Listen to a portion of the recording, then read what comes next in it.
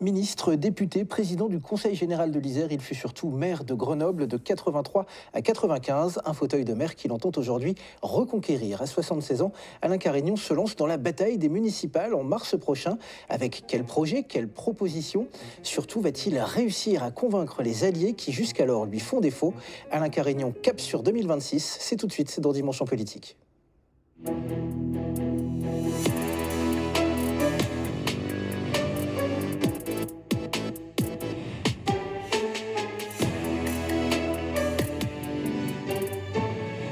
Bonjour à tous, merci d'être avec nous. Bonjour Alain Carignon. Bonjour. Merci d'être notre invité ce dimanche. Dans quelques minutes, vous débattrez des questions de sécurité avec Alain Brunon, candidat de la France Insoumise au municipal à Grenoble.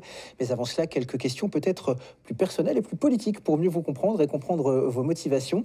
À 76 ans, Alain Carignon, qu'est-ce qui vous motive à être de nouveau candidat à cette élection municipale? Je ne suis pas candidat pour me faire plaisir. Je suis candidat parce qu'il y a des défis, il y a des crises à Grenoble, et je pense que la ville a besoin d'expérience et de courage pour apporter des solutions. J'entends conduire une équipe diversifiée, renouvelée, qui pourra, après moi, continuer ce que nous aurons engagé. Quand on est candidat, c'est parce qu'on aime cette ville, ou est-ce que dans votre cas, c'est aussi peut-être une forme de revanche de vouloir reconquérir cette ville? Pas du tout. Vous savez, j'ai réglé les problèmes d'ego depuis longtemps, heureusement, et je suis candidat par passion et par devoir.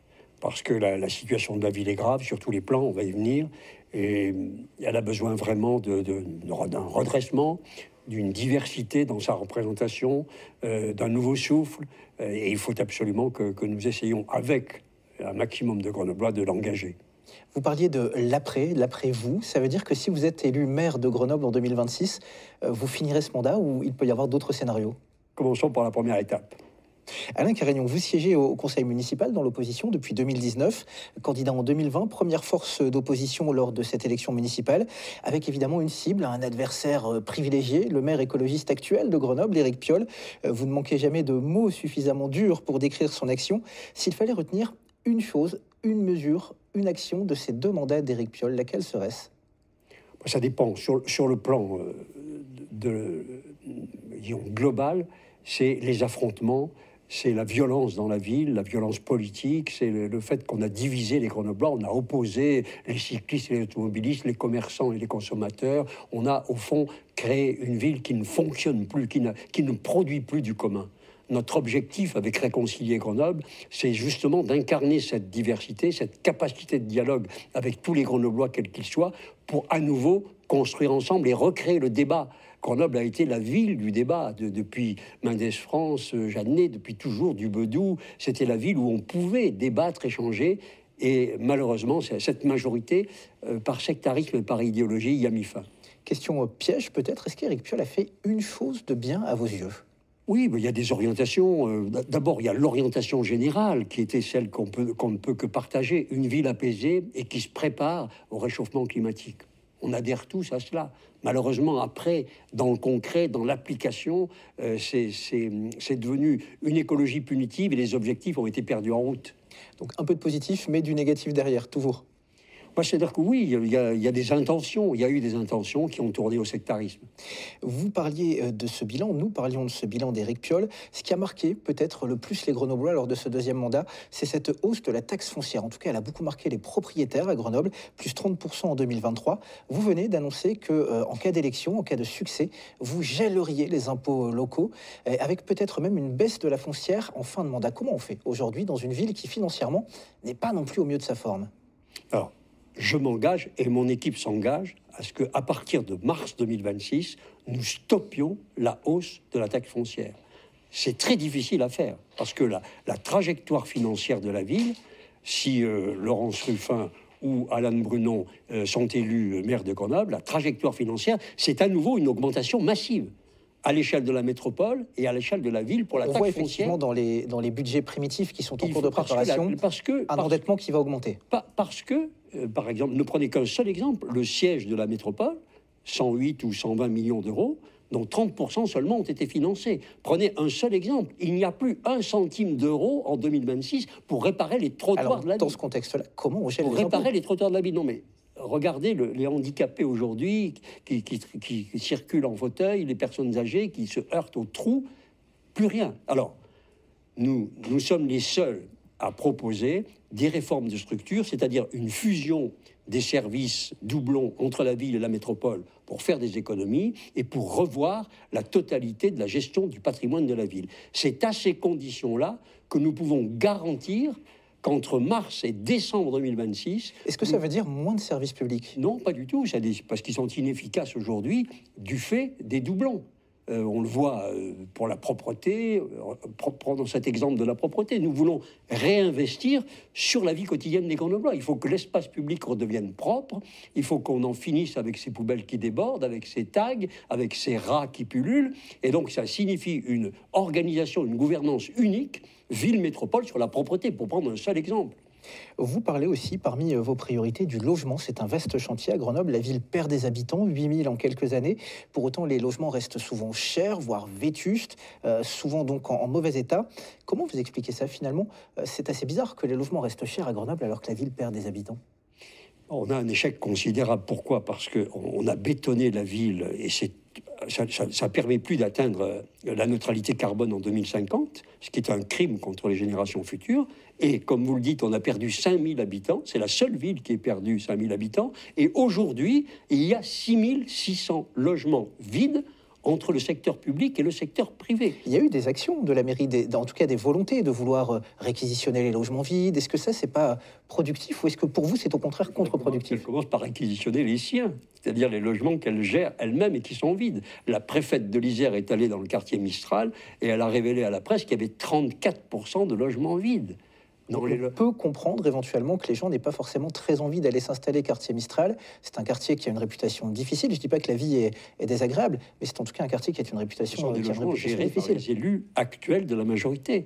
C'est la même chose à Arlequin, c'est la même chose place des Géants, c'est la même chose à Auch. C'est-à-dire qu'il y a des logements vides dans le secteur social, il y a des logements vides dans le secteur privé, comme la taxe foncière est la plus élevée de France. Comme on a ajouté des usines à gaz de contrôle des loyers, de permis d'habiter, les propriétaires ne louent plus, veulent vendre leurs biens, qui ne vaut pas grand-chose, puisqu'on a un immobilier qui baisse beaucoup plus que dans le reste de la région. Plus faible des grandes villes. Si vous prenez les records, on a la taxe foncière la plus élevée de France, on a la valeur des biens la plus faible de France, et on a le taux de logements vacants le plus élevé de France. Donc, qui a doublé en l'espace de 14 ans. Ça, c'est la critique. Ça, c'est la critique de ce qui est. Ce que nous voulons faire, c'est nous vendre les logements HLM rénovés aux locataires qui peuvent les acheter, arrêter la bétonisation de la ville dans une cuvette grenobloise qui est très sensible au réchauffement climatique, et raisonner à l'échelle du SCOT, c'est-à-dire d'un grand territoire. Le schéma de cohérence territoriale. Pour développer le problème du logement. C'est-à-dire, c'est aux villes limitrophes de construire plus pour soulager Grenoble? Il est évident qu'on ne peut pas continuer à bétonner la cuvette compte tenu du réchauffement climatique et qu'il faut donc raisonner dans un espace beaucoup plus large la problématique du logement. Ça va poser d'autres questions, celle des transports notamment. Qui dit plus d'habitants en périphérie, dit forcément plus de transports en commun. On a des TER, on a des RER, on peut mettre en place tout un système de transport avec les bourgs principaux, comme on a commencé à le faire d'ailleurs. Le fait que Grenoble perde des habitants, c'est un cas assez rare dans la région Auvergne-Rhône-Alpes. Comment vous l'expliquez? C'est une ville qui manque d'attractivité au-delà des seules questions fiscales sur le logement? C'est un cas rare en France, parce qu'aucune grande ville n'est dans ce cas. C'est parce que la classe moyenne fuit. Elle fuit, on viendra tout à l'heure, à cause de l'insécurité. Elle fuit à cause d'un espace public qui n'est pas entretenu. Elle fuit évidemment à cause de la taxe foncière la plus élevée de France. On va venir maintenant à Alain Carignan sur quelques questions plus politiques, si vous le permettez, avec ce sondage qui a beaucoup fait parler il y a quelques semaines de cela, quelques jours. Sondage révélé par les équipes de Laurence Ruffin, candidate écologiste, et qui place donc Laurence Ruffin en tête du premier tour s'il avait lieu ce dimanche, avec 31% des voix contre 22% pour vous. Comment vous l'interprétez, ce sondage, Alain Carignan? 22%, c'est peu ou prou le score que vous avez réalisé il y a 6 ans. Moi, ce que j'aimerais, c'est qu'on publie le second tour. Voilà, puisque... Les hypothèses de second tour n'ont pas été publiées, peut-être n'ont-elles pas été réalisées d'ailleurs? Si. L'ADES qui a publié ce sondage a indiqué qu'elle avait fait le second tour, mais qu'elle ne le publie pas. Donc, j'aimerais qu'on voit la totalité pour pouvoir en juger. Vous supposez quelque chose en particulier? Écoutez, si on ne le publie pas, c'est que ça ne doit pas être très mauvais pour moi. C'est en tout cas votre analyse. Alain Carignan, comment aujourd'hui espérer faire plus en 2026, en mars 2026? Il va vous falloir des alliés. Quels peuvent être ces alliés? Mes alliés sont les Grenoblois. c'est aux Grenoblois de se mobiliser, de dire ce qu'ils veulent, où ils veulent que cette trajectoire à la fois financière et de la ville se poursuive, c'est leur droit, c'est la continuité que Laurence Ruffin incarne. En matière de logement, par exemple, elle veut créer 5000 HLM de plus, c'est-à-dire en fait, en réalité, bétonner les derniers espaces de nature qui restent. Voilà. On peut construire du HLM en détruisant des bâtiments inoccupés. Oui, écoutez, 5000 HLM de plus, je peux vous dire qu'on verra ce que ça donne, puisque ce qui a été fait jusque-là n'a donné aucun résultat. Il y a 8000 demandeurs de logement dans la métropole qui veulent quitter leur logement, le logement qu'ils occupent, le logement social. Donc, on voit bien que ce n'est pas là que sont les solutions. Mais où on veut cette continuité, et c'est un choix, où on veut le changement pour un renouveau, pour maîtriser la dépense publique, faire que les investissements soient désormais tournés vers la vie quotidienne des Grenoblois, répondent à leurs véritables besoins. Et si les Grenoblois, tous les Grenoblois qui veulent que leur ville respire à nouveau, se développe à nouveau, soit à nouveau attractive et attire à nouveau, ne perdent plus d'habitants, ceux-là vont choisir les solutions que nous préconisons. C'est à eux. Cela n'empêche qu'il faudra des alliés politiques. Vous avez une candidature Horizon, donc une candidature de centre droit, portée par Hervé Gerby.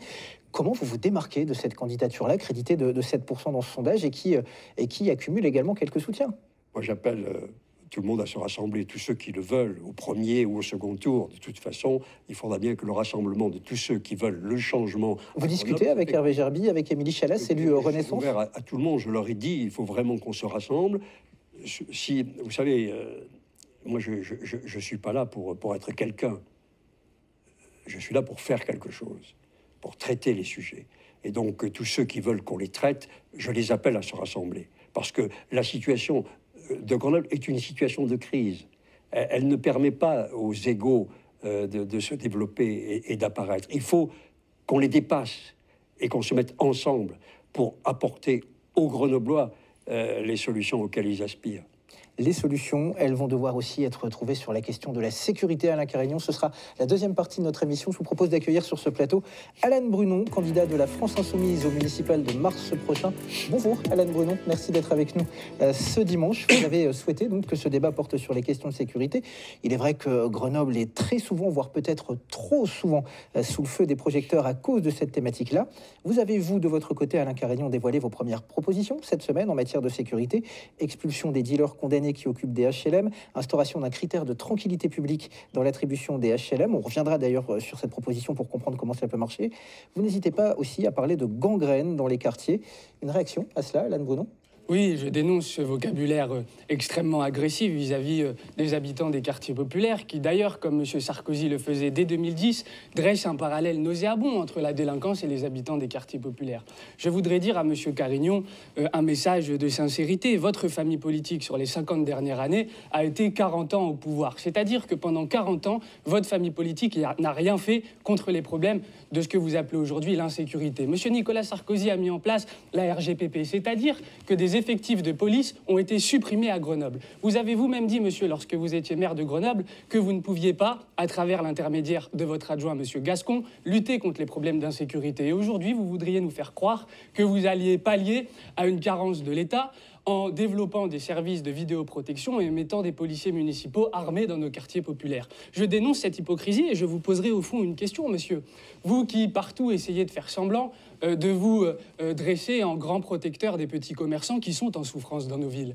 Je voudrais vous demander pourquoi, monsieur, alors vous cotisez à l'image délétère que Grenoble a. Que ce soit sur les plateaux de télé de CNews, d'ailleurs j'ai vu que vous étiez un fervent supporter de ces télés, parce que à chaque fait divers qui se passe dans notre ville, vous faites la une des journaux. Alors je vous poserai cette question, au fond, monsieur Carignon. Est-ce que vous aimez vraiment Grenoble? Mais d'abord, il faut partir d'un élément factuel. Grenoble...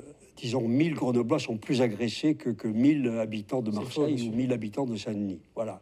Donc, c'est une situation qui est exceptionnelle. Et Alan Brunon et ses amis sont au pouvoir depuis 12 ans à Grenoble. La situation, des quartiers telle qu'elle est, nous la devons à une municipalité à laquelle ses amis participent, notamment la députée qui a été première adjointe. Donc, la situation des quartiers aujourd'hui, c'est une situation catastrophique. Parce que les premières victimes de l'insécurité, ce sont les plus faibles. Ce sont ceux qui oui, mais supportent le plus. Vous n'en êtes pas leur donc, défenseur, monsieur. Vous passez leur temps. Attendez, mais vous passez votre temps à les stigmatiser, on peut se faire monsieur couper, Carignon. parce que on va laisser Alain Carignon vous répondre, Alain Brunon. Vous savez, monsieur Alain Brunon, il n'y a pas de problème. Je sais que vous voulez incarner une radicalité supérieure à celle qui a été incarnée depuis... Peut-être qu'elle suffira à ce qu'on gagne, et vous avez perdu en 2020, monsieur. Depuis 12 ans, et qui a fait tant de mal aux Grenoblois. Mais c'est un autre sujet. Ce que je veux dire, c'est que les populations les plus défavorisées sont les victimes de cette situation. Et aujourd'hui, les quartiers, comme vous voulez le faire, vous voulez les isoler, vous voulez les instrumentaliser pour en faire un réservoir électoral. Et ça les rend prisonniers d'une nasse dont ils ne peuvent plus sortir. Monsieur... Nous voulons au contraire à nouveau rééquilibrer la ville. La métropole telle que vous l'avez construite, puisque vous êtes au pouvoir, c'est une métropole à 2 vitesses. On a une métropole riche qui réussit, la métropole de la tech, et on a une métropole pauvre, en difficulté. Eh bien, nous voulons les réconcilier, nous voulons faire un pont entre les deux. Parce que jamais, depuis que vous êtes au pouvoir, la métropole n'a été aussi inégalitaire et aussi à 2 vitesses que celle que nous vivons, avec des quartiers abandonnés dans lesquels vous avez supprimé la MJC Prémol, vous avez fermé 2 bibliothèques, vous avez refusé aux habitants de Villeneuve de se prononcer par référendum. Vous avez oui. Fermer le plateau. Je veux dire, dans tous ces quartiers Carignon, populaires... on entend bien le raisonnement. Il est vrai qu'Alain Brunon n'est pas élu sortant. Je vais peut-être vous laisser répondre. Il n'est pas dans la majorité municipale? Ah ben non, je ne suis pas élu, monsieur. Vous aurez Madame Elisa Martin, qui est avec lui... Madame Elisa Martin, qui est avec lui, est dans la majorité municipale et dans la majorité métropolitaine. Elle est comptable de ce bilan, autant que monsieur Brunon, et ils doivent en rendre compte, parce que c'est à cause d'eux si nous vivons cette situation. Justement. Comme j'ai cité tout à l'heure, monsieur Brunon, les logements... On va laisser... Si vous me permettez de terminer sur un point... Très rapidement, parce qu'on aimerait bien entendre la réponse d'Alain Brunon. Les logements vides, c'est quand même les offices HLM qu'a géré, y compris Madame Martin, puisqu'elle en était présidente, qui ont créé cette situation. Vous ne ferez croire à personne, monsieur Carignon, que vous avez envie de faire en sorte que cette situation aille mieux. Sinon, vous vous seriez opposé au fait qu'il y a une prédation immobilière qui est en train de se passer dans le quartier des Volets Verts à l'Abbaye. Vous n'avez jamais pris position sur ça. Vous voulez barader notre patrimoine, monsieur Carignon. Vous voulez faire en sorte de privatiser des équipements publics, comme le Palais des Sports de Grenoble. Alors, assez de la caricature, monsieur. Vous proposez des solutions à l'insécurité que vous passez votre temps à agiter sur tous les plateaux de télé d'extrême droite qui ne fonctionnent pas, monsieur Carignon. Vous parlez de la vidéoprotection. Voilà désormais que le grand principe de monsieur Carignon est de s'inspirer de ce qui se fait à Nice. À Nice, monsieur, où le contribuable a payé 53 millions en fonctionnement des caméras de vidéoprotection pour un équipement qui ne fonctionne pas. À Nice, c'est 70 policiers municipaux qui sont derrière un QG opérationnel. C'est ce que vous voulez faire à Grenoble. Il y a 1000 caméras de vidéoprotection et un tiers d'entre elles ne sont jamais regardées. C'est-à-dire, monsieur, que vous voulez investir dans des équipements de vidéoprotection qui ne serviront à rien, puisque vous n'avez pas les moyens, monsieur, ayant participé à la destruction de cette police, ayant participé à la destruction des budgets de la commune, alors que vous étiez au pouvoir avec vos amis Sarkozy, etc., monsieur. Alors arrêtez cette hypocrisie d'agiter comme ça, comme si sur votre liste vous aviez des gens de gauche qui tout d'un coup se seraient réveillés en lisant Marx et en imaginant des moyens pour essayer de chasser et d'endiguer les phénomènes qui sont à la racine de ce que vivent nos habitants dans les quartiers populaires. Vous n'êtes pas leurs défenseurs, vous fossoyez la vérité. Les caméras de vidéosurveillance, c'est une fausse bonne idée, Alain Carignon? Non, je comprends. Le discours de M. Brunon est un discours national. Bon, Sarkozy, etc. Bon, bah oui, monsieur, vos députés s'apprêtent à voter un budget délétère de 8,5 milliards d'euros. On va laisser Alain Carignon vous répondre, Alain Brunon, s'il vous plaît. De construire Grenoble. Je comprends que ça ne vous arrange pas, la situation nationale. Et d'élire un maire. Vous voulez que ça perdure, la situation actuelle perdure de Grenoble. C'est tout à fait votre droit. Non, c'est faux. Vous proposez des solutions qui ne marchent pas. Et je veux que vous arrêtiez de mentir aux Grenoblois, monsieur Carignon. Ça fait 12 ans que vous êtes au pouvoir. Je ne suis pas au pouvoir, j'ai 26 ans, je n'ai jamais été... On ne va pas revenir sur qui était au pouvoir. Je crois que la question est plutôt claire pour nos téléspectateurs. Alain Brunon, s'il vous plaît. Vous ne pouvez rien faire. Alain Brunon, s'il vous plaît. On va laisser Alain Carignon vous répondre. Il est vrai, Alain Carignon, la sécurité, nous voulons... Donc, ces propos sur les capacités d'un maire qui ne pourrait pas tout, vous les avez tenus dans les années 90. C'est M. Gascon, son adjoint, qui les a tenus en 1991. De caméras de vidéoprotection qui sont d'ailleurs financées par l'État et par la région. Ah bah oui, bien sûr. Ah oui, votre ami Wauquiez va en financer. Prenez un exemple très concret, puisque M. Brunon connaît les quartiers, je pense. J'en viens, je suis là à la place des Géants. Saint-Bruno, la police nationale demande au maire de mettre 7 caméras. et elle demande d'interdire les trottinettes qui permettent aux dealers de circuler. Les Grenoblois seront ravis de savoir que l'arrêté des trottinettes va résoudre le problème de la délinquance. Deux mesures que la municipalité refuse de prendre. Il y a une caméra qui a été installée sur la place Hoche il y a quelques mois de cela pour lutter contre le trafic de drogue. Elle a été démontée dans la journée par les dealers. Le réseau, ça montre quelque part que ce n'est pas forcément la solution idéale. Donc, écoutez, si vous pensez qu'ils ne vont rien faire, c'est pas ce que je dis. On est là pour vous faire débattre, pour apporter des idées aux Grenoblois. Moi, mon métier, c'est d'essayer de voir ce qui marche et ce qui ne marche pas. Il reste 50 policiers à Grenoble municipaux qui ne sortent pas. Ils ne peuvent pas sortir. Sur les 50, il y en a 25 qui sont dans les bureaux et il en reste donc 25. Ces 25 ne sont pas armés. Donc, ils écrivent sur l'intranet interne à la ville, nous refusons de sortir parce qu'évidemment, ils se sentent menacés. Donc, nous voulons recréer une police municipale, recréer des caméras de vidéoprotection dans la ville, faire un PC opérationnel 24 heures sur 24 pour protéger les Grenoblois. En parallèle de ça, nous voulons recréer la prévention que ces messieurs ont supprimée. Nous voulons que chaque jeune de moins de 18 ans retrouve une activité culturelle ou sportive dans la période hors scolaire. Nous arrêtons. Comment ça marche avec davantage de centres aérés, davantage de MJC ? La majorité municipale l'a fait au village olympique. Nous cesserons de fermer de bibliothèques comme la majorité municipale l'a fait avec Elisa Martin, la colistière de M. Brunon, comme ils l'ont fait. C'est eux qui ont décidé. Donc nous cesserons cela de façon à faire que la ville marche sur ses deux jambes. Évidemment, une politique de sécurité et une politique de prévention. Je comprends très bien que vous vouliez poursuivre ce qui est en l'état, mais nous voulons répondre aux aspirations des Grenoblois, en particulier des quartiers populaires. Il y a des villes, pas très loin de Grenoble, les Chirolles pour la citer, qui sont des villes de gauche qui ont un réseau de caméras de vidéoprotection. Oui, c'est le Parti communiste français qui fait n'importe quoi sur cette question-là. Et donc nous aurons un candidat à Échirolles qui, je l'espère, fera une autre politique et j'en suis convaincu. Mais M. Carignon continue de s'enliser dans des arguments fallacieux. Pardonnez-moi, monsieur. Mais si je comprends votre point de vue, vous êtes un fervent défenseur de la police et vous avez raison. Mais la police elle-même dit que les caméras de vidéoprotection ne sont pas le moyen utilisé de façon privilégiée pour répondre aux problèmes. Quel serait le moyen ? Le moyen, c'est ce que nous proposons, c'est de se caler sur ce que les associations essayent de développer, notamment la JA Villeneuve, le club de foot, qui va faire des veilles la nuit dans les quartiers populaires.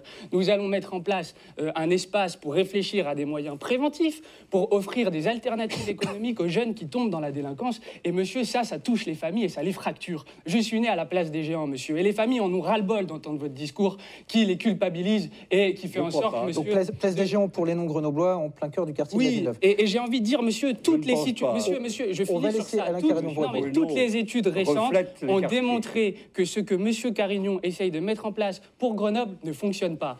2021, l'étude du Conseil d'analyse économique montre que vos solutions ne fonctionnent pas. Une mission d'information à l'Assemblée nationale mise en place par Robin Reda montre que ça ne fonctionne pas. Et enfin, en 2023, le Conseil d'analyse économique, sociale et environnementale qui dit que les vidéoprotections sont un mauvais moyen d'assurer une lutte contre la délinquance. Et monsieur, ça va vers quoi? Vers la légalisation du cannabis, dont vous ne voulez jamais entendre parler, mais qui est un moyen, monsieur, d'endiguer ces phénomènes, qui sont des phénomènes sociaux. Entendez-moi, monsieur Carignon, il y a des gens dans les quartiers populaires qui ont peur que les gamins tombent dans le trafic, et vous ne pensez qu'à la répression et jamais à la prévention, alors que c'est un sujet central. La question de la légalisation du cannabis, c'est une question qui est très régulièrement posée à Grenoble. Bruno, les gamins dans les quartiers, le seul modèle qu'ils ont, c'est le dealer qui gagne de l'argent. J'en viens, monsieur, arrêtez vos reproches fallacieux. Voilà la considération que vous avez pour les habitants des quartiers populaires. Et vraiment, monsieur Bruno n'est pas le porte-parole des quartiers populaires. Alors vous, je ne sais pas, vous êtes le porte-parole de qui, mais c'est certainement pas des quartiers. D'abord, les quartiers populaires nous ont placés en tête aux dernières élections. C'est absolument faux, monsieur. Et donc, nous n'avons aucun problème de ce côté-là. Et ils peuvent avoir confiance en nous. Nous avons mené des politiques de prévention quand nous étions responsables.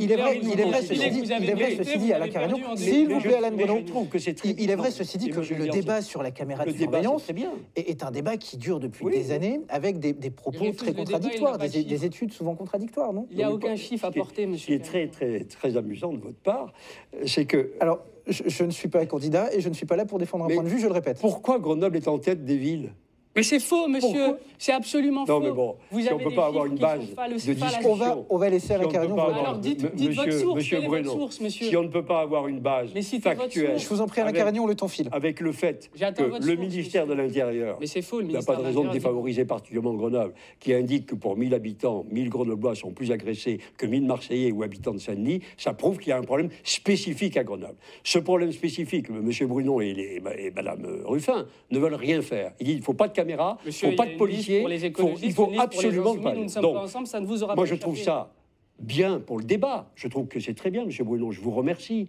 Parce que grâce à vous, les Grenoblois peuvent choisir. Ils savent qu'avec vous, il ne se passera Ils savent que vous allez il ne lutter se contre la passera rien délinquance en dans posant ce des domaine. arrêtés Il n'y aura anti-trottinettes. aucune Ils sont action très pour lutter convaincus par contre cet argument, l'insécurité, monsieur. conformément à ce qui s'est passé jusque-là, et qu'avec nous, je ne dis pas qu'on va résoudre tous les problèmes, mais qu'il y aura une action, il y aura effectivement des caméras, il y aura une police armée, il y aura une présence d'un PC opérationnel, et que donc, les Grenoblois, au mois de mars prochain, c'est la qualité du débat, c'est même la richesse et la force du débat. Ils vont choisir entre vous, qui proposez de ne rien faire, et nous, qui proposons d'agir Ils seront pour lutter convaincus, contre monsieur, par l'insécurité. vos arguments, j'en suis sûr, qui sont des arguments très modérés et extrêmement respectueux. Et vous entendez cette musique, c'est la fin de cette émission. Je vous promets, on reviendra sur ces questions de sécurité comme sur tous les grands débats grenoblois lors de cette campagne des municipales qui ne fait que commencer sur France 3 Alpes.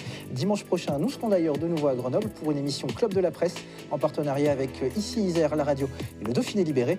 Rendez-vous donc dimanche prochain à 11h25 exceptionnellement. D'ici là, passez tous une très belle semaine sur France 3 Alpes.